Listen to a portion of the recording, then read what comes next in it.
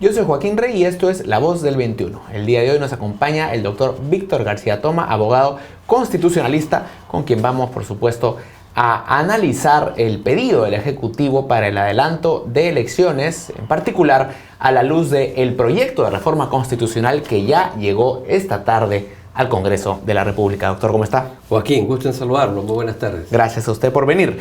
Quisiera empezar por el oficio que ha hecho llegar el Premier del Solar al Congreso de la República. Comentábamos que en líneas generales estaba todo dentro del marco de lo esperado. Hay sí un punto a destacar, que es el vinculado a la modificación de normas electorales. Entiendo yo que un año antes de realizar un proceso electoral no se pueden modificar las reglas electorales. Así es. La séptima disposición transitoria nos dice algo respecto de eso. Parte de un supuesto de que el Congreso ha culminado el proceso de reforma constitucional de algunas materias que tienen incidencia electoral.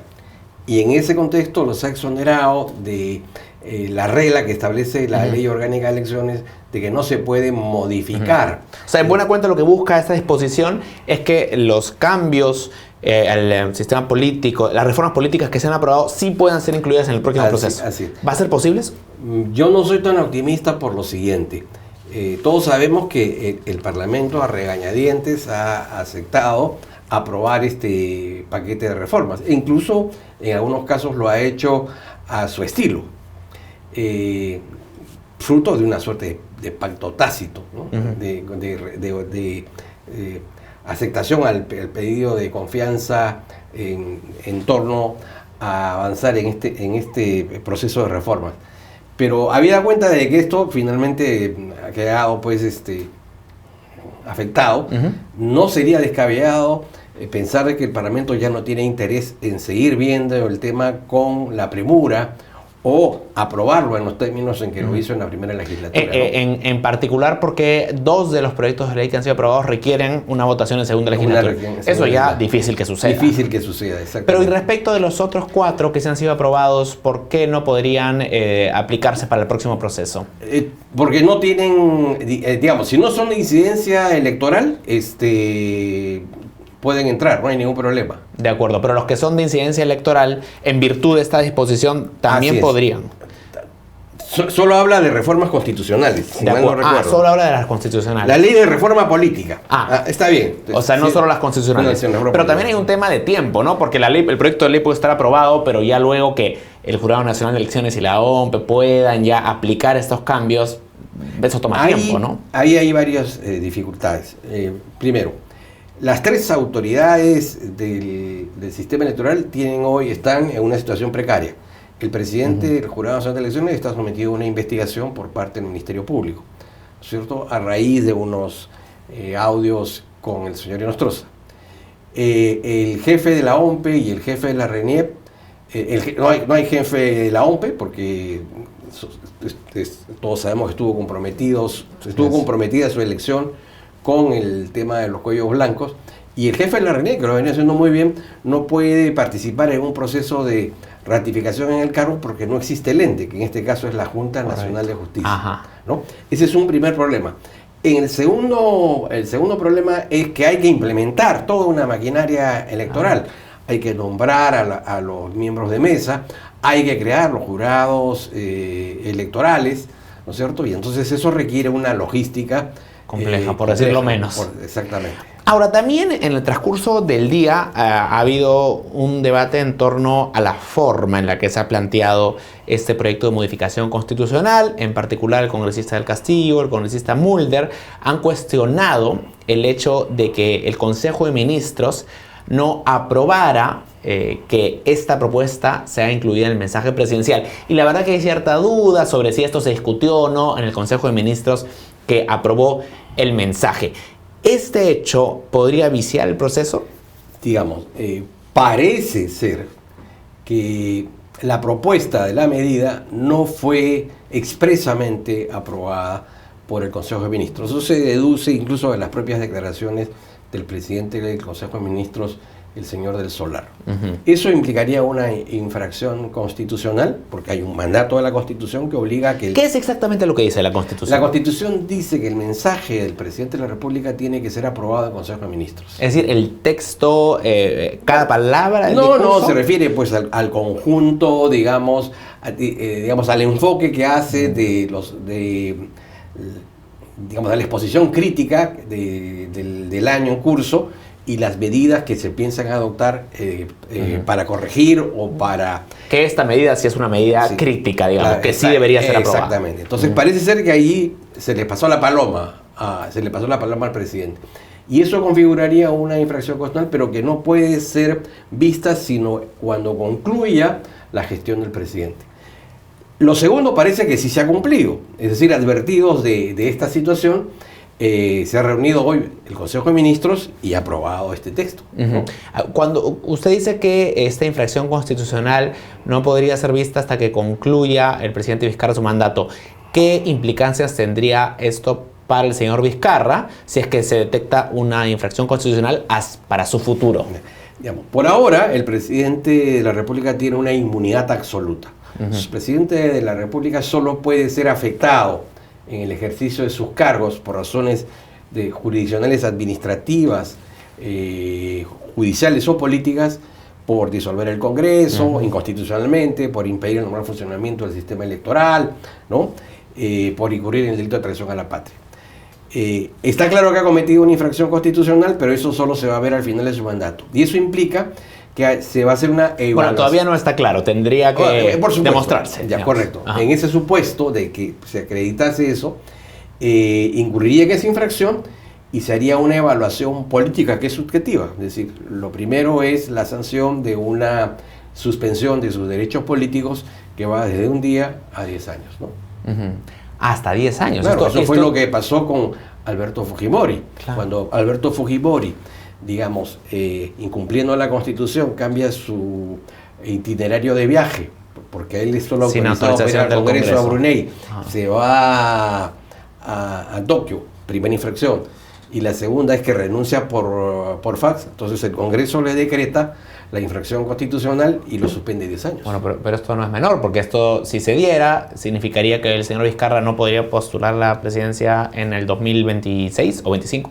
Digamos, mucho respondería a que si efectivamente se prueba que hubo infracción y también, el número de integrantes probablemente de Fuerza Popular, que serían los más interesados en este tema, y si esta situación de desaveniencia se mantiene en el tiempo, ¿no? De acuerdo.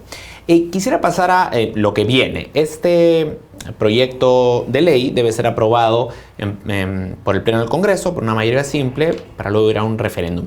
Si es que el Congreso rechazara este proyecto... Pero proyecto... Joaquín, no es necesario ir al referéndum y además no es lo más conveniente. Si queremos avanzar, aprobarlo en 2 legislaturas. ¿Por qué? Correcto, pero el presidente quiere el referéndum para darle legitimidad popular, supongo yo, ¿no? Claro, pero eso conspira contra el cronograma electoral.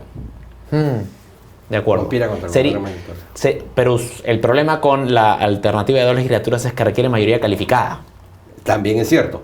Y eso de repente es más difícil para el presidente, ¿no? Miren, no creo que sea tan difícil porque el Congreso, aun cuando no comparte esta idea, es consciente de que está totalmente desacreditado. O sea, no hay ciudadano con cierto sentido común para que se sienta pues indignado, molesto, decepcionado del Parlamento en su conjunto, ¿no? Salvando, por cierto, no una, sino muchas irrespetables figuras parlamentarias, pero hay un hartazgo ya del Parlamento. Es decir, si el propio Congreso no lo hace, la ciudadanía va a salir a las calles. Pero el presidente ha sido claro en su mensaje. Él decía, vamos a hacer esta modificación constitucional vía referéndum. Pero los parlamentarios no están sujetos a mandato imperativo. Lo acaban de demostrar con la reforma que han aprobado, incluyendo, por ejemplo, la inmunidad, en la que han tomado un modo diferente. Y el hecho de que esto...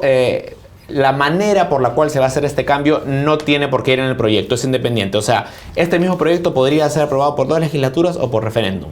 Así es, claro. Ya. Lo que no está, la gran pregunta es la crispación política, el sentido de mutua inaversión entre ambos poderes, la crisis que existía era de tal magnitud que había la necesidad de llegar a estas circunstancias. y yo no estoy tan seguro. Me parece que es una medida apresurada y que consigue indirectamente que el propio presidente petardee el segundo proceso de reformas. El primero, de alguna manera, ya ha fracasado por el mal diseño de las normas. Se refiere al de la Junta Nacional de Justicia, cuando dice el primero. Al de la reforma de justicia, sí. ¿cierto? Tanto en el tema de la Junta como el tema de este órgano rector encargado del diseño.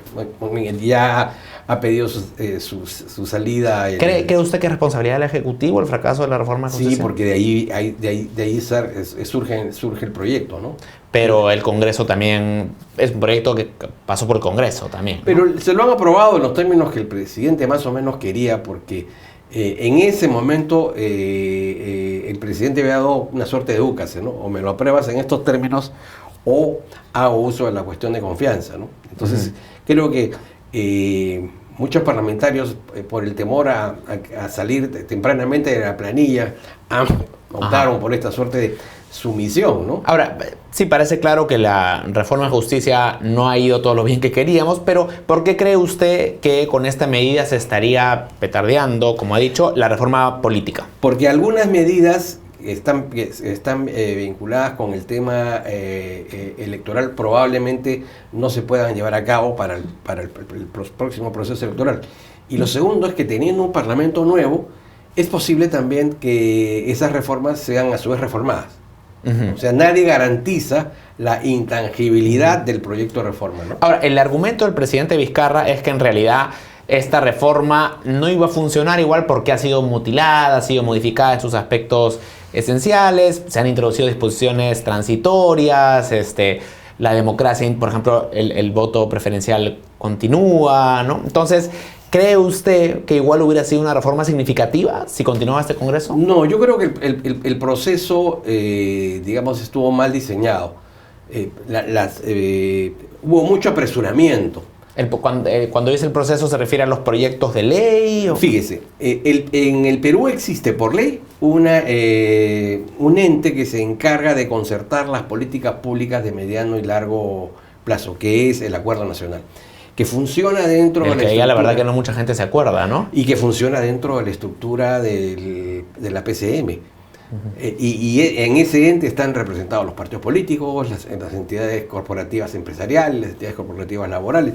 Ese, en todo caso, institucionalmente era el ente en el que se debió discutir este tema, con la colaboración y la participación de todos aquellos académicos e intelectuales que conocían del tema. Pero en un espacio, digamos, de diálogo más abierto, más sosegado.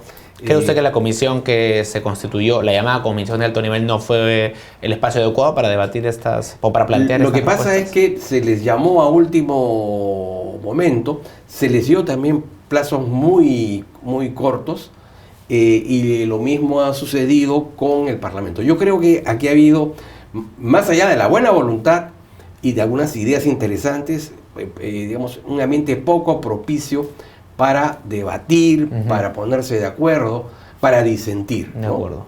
Pero dado entonces que esta reforma, de acuerdo con lo manifiesta, desde el inicio ya tenía dificultades, entonces ¿no cree que no estamos perdiendo mucho al sacrificarla, digamos? No estamos perdiendo mucho, pero sí se mella la figura del presidente, porque el presidente tiene en el pasivo el enfriamiento, no digo el enfriamiento, sino el no poder solucionar el problema del enfriamiento de la economía. Que viene de atrás. Que viene de atrás y que a esto hay que acumularle, digamos, la crisis internacional. Pero alguna cuota de responsabilidad tiene el gobierno porque no ha sabido, digamos, activar la economía para contrarrestar estos efectos. El tema de la seguridad ciudadana, que no ha mejorado. El tema de la reconstrucción del norte. La falta de capacidad de gestión para ejecutar el presupuesto, porque esto fomenta pues la inversión y el consumo, ¿no? Pero ¿cree usted que el presidente hubiera podido abordar estos retos de manera efectiva en la actual situación? Porque lo que yo digo es, no tengo tan claro que si se quedara el actual presidente con el actual Congreso, los 2 años que vienen podrían ser de mucho avance, porque a juzgar por lo que ha sido los últimos 3 años, que ha sido el caos político, yo no veo razón para pensar que va a ser distinto los próximos 2 años. Estoy de acuerdo con usted, pero también para ser justos, debemos decir que ese Parlamento impresentable nunca le ha negado facultades delegadas al Poder Ejecutivo.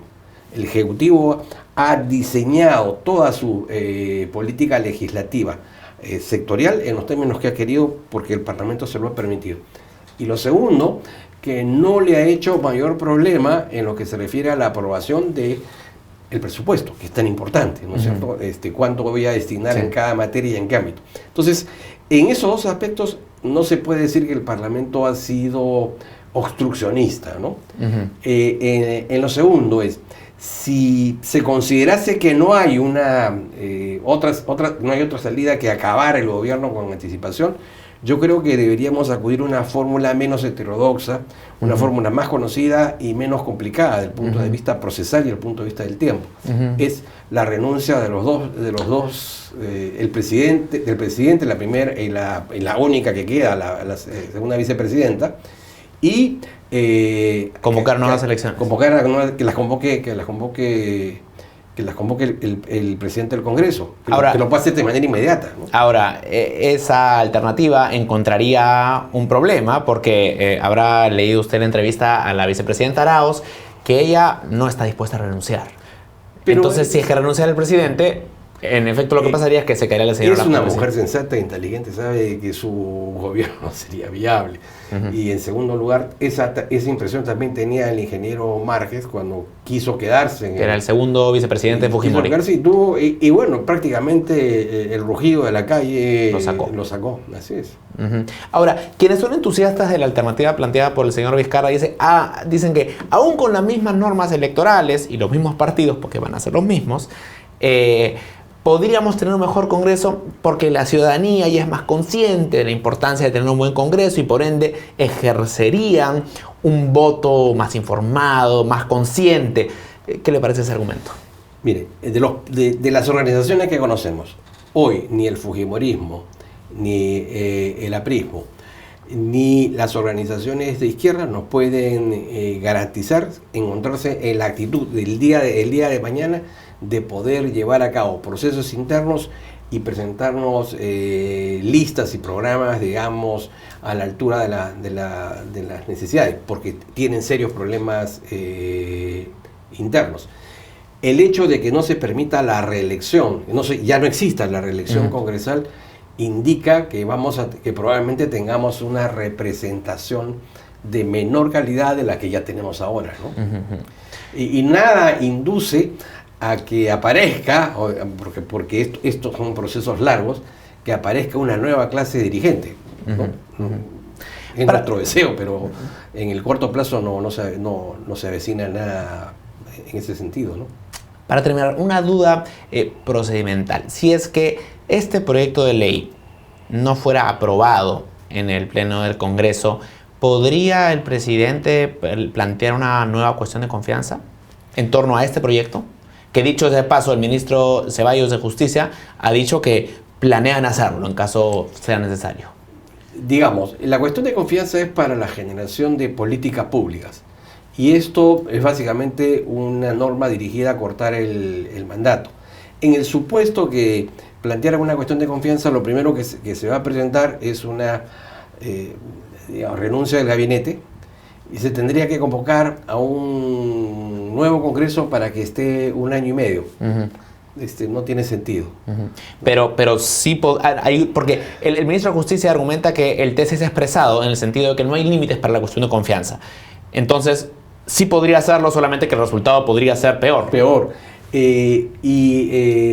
Algo que es importante, ¿no? Esta medida la medida de rechazo sería jurídica. Pero el resultado, digamos, de inadversión social sería brutal, ¿no? Es decir, sería provocar a la calle. Así que yo creo que, entre comillas, el Parlamento está condenado a aprobar este proyecto. No porque crea en él, no porque sea lo mejor, y en efecto sino no que es lo mejor. No hay alternativa. No hay alternativa porque la ciudadanía, en efecto, no los quiere.